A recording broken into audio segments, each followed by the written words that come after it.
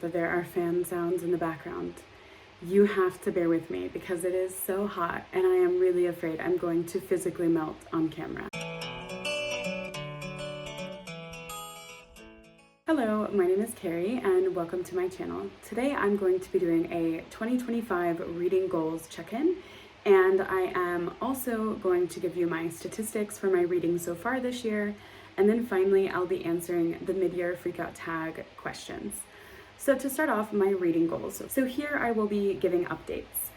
The first goal I had was to read 100 books, and so by the end of June, I had finished my year so far with 51 books, which means that I am really on track with this goal, and I'm really excited for this because last year, it wasn't until the Sealy Challenge in August that I really became close to reaching my goal of 100 books. This year, I have already read a lot of books in advance of the Sealy Challenge, so I am excited to see what the rest of this year will look like, especially because I will be spending a month in the US on vacation, seeing family and friends, where for most of the days I will be able to read a lot of books. So we shall see how that goes. My second goal was to write a review for every book that I have read this year, and I have done this so far. I can't lie, this has been a challenge, but this is something that I really love because I think it encourages so much interaction and discussion in bookish spaces. It cultivates a community, and there's been so many lovely discussions and friends that I've made through discussing books based on reviews. So this is something I definitely want to keep up with, even though at times it can definitely be challenging. I think something that has helped that for me this year though is actually having my reading journal, which I'm currently reading from, because I have been, I'll show you just like a page of it.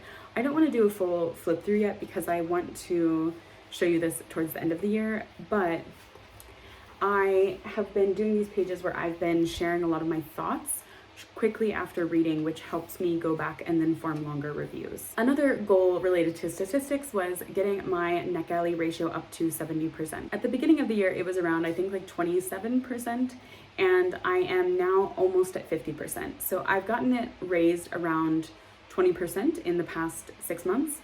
I'm hoping that will stay consistent for the rest of this year. I have a lot of poetry collections that I will be reading in August from NetGalley, so I think this will at least give me like a 10% boost. There were 2 reading challenges that I wanted to participate in this year. The first is the Around the World in Books challenge.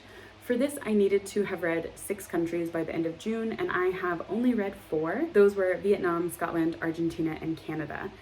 There are plans that I have for the other 8 countries. I don't feel very behind on this one because most of the other countries, I do have books already on my shelves that meet these challenges.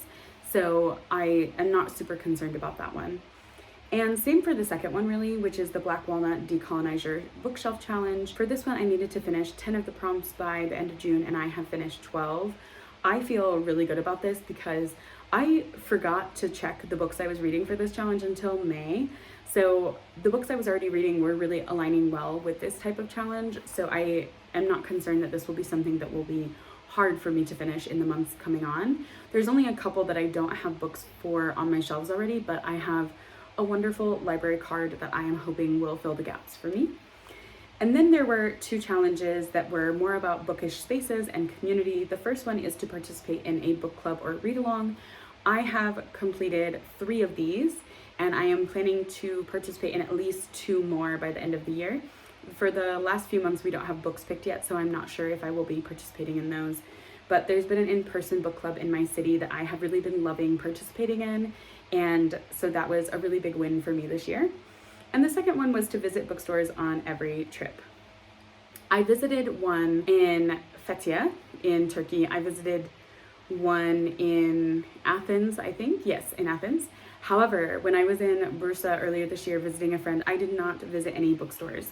I think I might be going back to Bursa later this year, so I may try to go to a bookstore when I visit then, but we will see. Otherwise, I won't have officially completed this one. Those are all the goals that I have to check in with you about for now. Now let's talk about my statistics for this year so far. As I said, I've read 51 books. Across those 51 books, my average star rating is 3.5. Now, the author backgrounds, I have read 22 books by white authors, 11 by Black authors, 13 by Asian authors, 1 by Swana authors, 3 by Indigenous authors, and 1 by Latinx authors.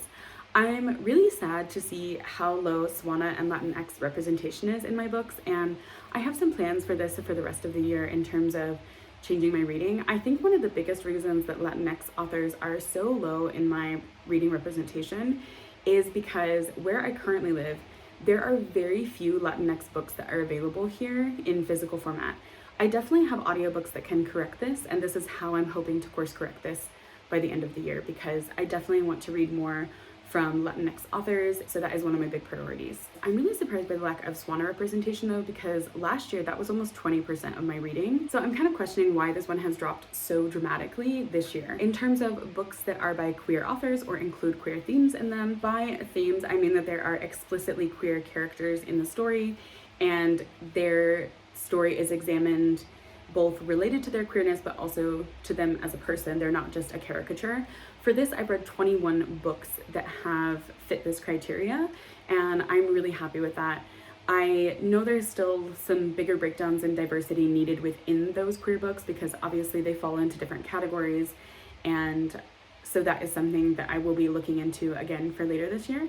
But I'm very happy to see that so widely represented in my reading. And finally, my most read from genres, the highest was poetry. I don't think this is surprising. Poetry has been the majority of my reading last year, and certainly I think it will be this year as well. Obviously, considering the CLE challenge will be next month. The second highest is literary fiction, which I am surprised by because I feel like this year I've been reading less literary fiction, and it's only been in the past few months that I think I have really read a lot of literary fiction, and they've mostly been shorter books. The third highest read category is a mystery, and I'm actually hoping to increase this one. I've been in such a mystery mood, and there's so many mystery books that I have plans for reading this year. So I am hoping that that one will continue to increase, and maybe it will rival my poetry reading for the year. Now on to the Mid-Year Freakout Tag questions. The first one is, what are my best books of 2025? And I have quite a few answers for this. I would say my best poetry collection is either Propa Propaganda by Benjamin Zephaniah, which I read in January, or Scorched Earth by Tiana Clark. These are the two that I have not stopped thinking about and that really stand out to me. In terms of literary fiction, I would say Beartown by Fredrik Backman, which is translated from the Swedish by Neil Smith, or Open Water by Caleb Azumah Nelson. I think these were both really heartbreakingly beautiful books. And then a category that was unexpectedly a favorite of mine this year, which is sci-fi. And for this, I have to say The Long Way to a Small Angry Planet by Becky Chambers. Those are my absolute favorite books from this year. Of course, there are many other books that I could say I really enjoyed and loved this year, but those are the ones that have really stuck with me. So I'm considering those the best of the best. In terms of the best sequel of this year, I haven't read a lot of sequels. There's only been, I think, 2 or 3 that I've read from, and the only one that really stood out to me as the best sequel was actually the 4th book in a series, and that is Battle of the Labyrinth by Riordan. This is the 4th Percy Jackson book, and I really loved this one. I thought it was so cool how they designed this story around Pan's Labyrinth and the different adventures that we follow in this. It was a really great book, especially after the struggles that I had with the 3rd book in the series. I still have not finished the Percy Jackson series. I started the 5th book in February. I ended up on a hold list for my library, and then my library card expired in May. And so I am waiting until July to renew my library membership when I'm back home because I cannot do it online. I am going to be on probably another hold list for that one, but it's okay. I still think I will be able to complete this series in this year. The next question is, what were the 2025 releases from the first half of the year that I was really anticipating? And the first one is the second Vera Wong book. I can never remember the full name of this. I think it's Vera Wong's Guide to Snooping on a Dead Man. I can't remember, but I'm so excited for this. This is the second in the Vera Wong's murder mystery series by Jesse Q. Sutanto. I loved the first book when I read it last year, and I have been eagerly awaiting this second one. So that one is the biggest one that I've been looking forward to, and I'm so happy I pre-ordered it. So I'm hoping to read it over this summer. The second one is A Witch's Guide to Magical Innkeeping by Sangu Mandanna. This is another one that was an eager anticipation for me.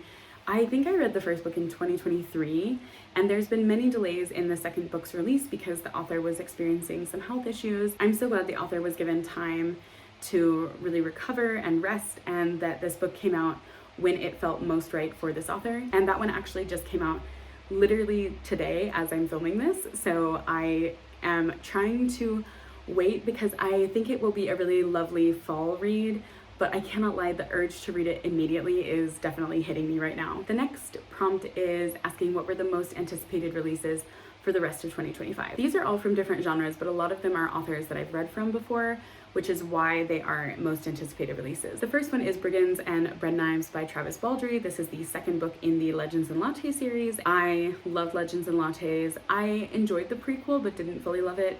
But this book is bringing in characters from the prequel and Legends and Lattes together, and I cannot wait for that mix-up. Next is Girls Who Play Dead by Joelle Washington. This is the author of, I think, Their Devious Games, which was a YA thriller. I actually really enjoyed that one, and this one sounds like another thriller horror book, but it's about a multi-level marketing makeup company that is possibly killing people, and that sounds so amazing. The next one is a poetry collection by one of my favorite poets, and that is The Intentions of Thunder by Patricia Smith. This is this poet's newest collection that comes out later this year, and I am really so excited for it. I love Patricia Smith's poetry style. Then I have Love at First Fright by Nadia El-Fassi. This is the sequel to Best Text Ever. I really loved the first book in this series, and this one I've been looking forward to because the main character in this is a friend from the first book who I really was so curious about because she has a supernatural ability that is partially the focus of this book. And the last one is Automatic Noodle. I cannot remember the author for this one, but this is a sci-fi book, and I think the vibes of it sound interesting. It's about this food service company that has become automated, and it's this sci-fi galaxy. I don't know, it's giving cozy sci-fi vibes, and I'm really hoping that I will enjoy it. The next question is the biggest disappointment of 2025, and for me this is definitely Babel by R.F. Kuang. I was so incredibly disappointed in this book, and it really shocked me because I really loved the Poppy Warrior trilogy, but this book, I would not believe it was written by the same author. There were really big problems that I had in how this story is written and what audience it was written for. Similarly to Babel, I was also really disappointed with You Didn't Hear This From Me by Kelsey McKinney. I loved the Normal Gossip podcast, and this book felt so icky to me. It felt very unnecessary. It's made me really disappointed because this book is a part of the phase of Kelsey leaving the Normal Gossip podcast, and I really have such sad emotions related to this book now because this book is a reminder to me that this podcast is never going to be the same. And the final notes that Kelsey had on this era of her life and gossip and this podcast were really unfulfilling to me personally. For biggest surprise of the year, I am gonna say But Not Too Bold by Hache Puyo. This is a sapphic gothic horror novella, and I was really surprised by this. One of my friends on Instagram really highly recommended it to me, so I ended up checking it out, and I'm so glad I did because I don't think I ever would have reached for this book if I had just read the description, because it's something that I would feel like is out of my comfort zone, but I loved it so much. Next are my favorite new authors. I'm counting authors that I've never read from before this year.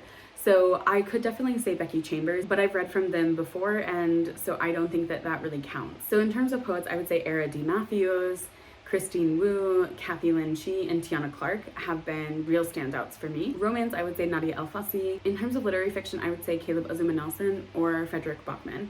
So obviously these names have been coming up throughout this video because they cross over with favorite books. New fictional crush is the next prompt, and for this I don't really have one. I haven't read any books this year that I have thought, wow, I really love this person. I think if I had to choose one, I would say from Best Text Ever.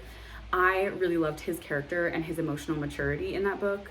So sure, we'll say fictional crush for that one. Then I have to choose a favorite new character. I have to say really anyone from The Long Way to a Small Angry Planet. I loved this cast of characters so incredibly much. If I had to be specific, I would say Dr. Chef, because I loved learning more about that character and about their history and their culture, their beliefs around so many things. That's definitely one of my favorite characters that I've read from this year. The next one is concerning emotions, and this is a book that made you cry this year.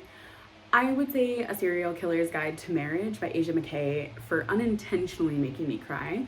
That one just had a lot of themes that were really relevant to the time period of life that I was in, and so I was really upset while reading that book. I don't think that was the intention of the book though. In terms of a book that I think is meant to really pull on your heartstrings, I would definitely say Beartown by Fredrik Backman. I literally had a cry count going while reading that book. I think I cried 5 different times because that book was so intense. There's just such a raw humanity to the characters that Fredrik Backman created and crafted in this story. And I don't think I've ever felt so much empathy and sympathy for so many different people. It was definitely a really overwhelming reading experience because I felt so emotionally invested into that story. Next is a book that made you happy this year. I would say Lumberjanes Volume 1 by N.D. Stevenson. It's just a fun graphic novel that's about these girls going to a summer camp where things get weird and they're trying to figure out what happened. I really, really enjoyed that one. I just had such a great time while reading it. The next one is The Most Beautiful Book You Bought This Year. I haven't bought a lot of physical books this year. I have only bought 2. The first one is Human Acts by Han Kang, and the second one is Bear Season by, I think it's Gemma Fairmaclaw or something like that. I can't remember. So I don't really have an answer for this one because I don't think that either of their colors are really like, wow, that is the most beautiful book ever. But yeah, I guess I don't really know for sure with this one. The last prompt of this tag is, what is your TBR for the rest of the year? For the rest of the year, I want to finish the Wayfarers series by Becky Chambers. I want to finish the Percy Jackson series. I have a couple other series here and there, like the Beartown trilogy that I want to finish as well. I want to read more poetry during the Sealy Challenge. I really want to make sure that I finish the Sealy Challenge this year. So that means a book of poetry every single day. We are going to hope it works out. I definitely have enough poetry to make that work. I also want to try to read more nonfiction this year. I have read very few so far, and so I want to try to correct this. Obviously, I'll be prioritizing that in November, but even outside of November, I want to read a little bit more because I've noticed recently that I have been struggling to even feel a pull towards nonfiction, especially if it's more serious nonfiction. I'm currently testing that a little bit now.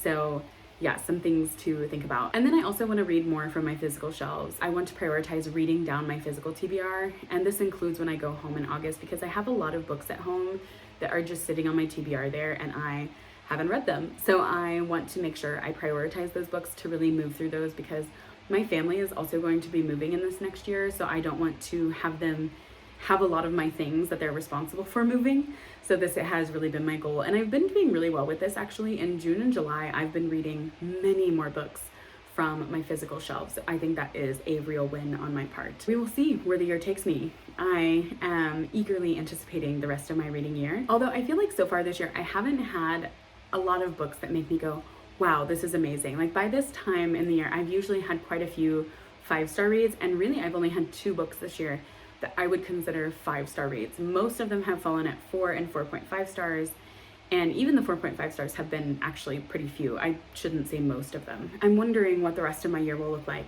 as I read a little bit more. I definitely think I'm reading more from different genres, which is something that I have been enjoying greatly and I hope continues through the year. That concludes my reading goal updates and my mid-year freakout tag. I hope that you enjoyed this video, and I would love to hear how your reading year is going so far, or if you've read any of these books, please let me know your thoughts down below. Thank you so much for watching and happy reading. Bye!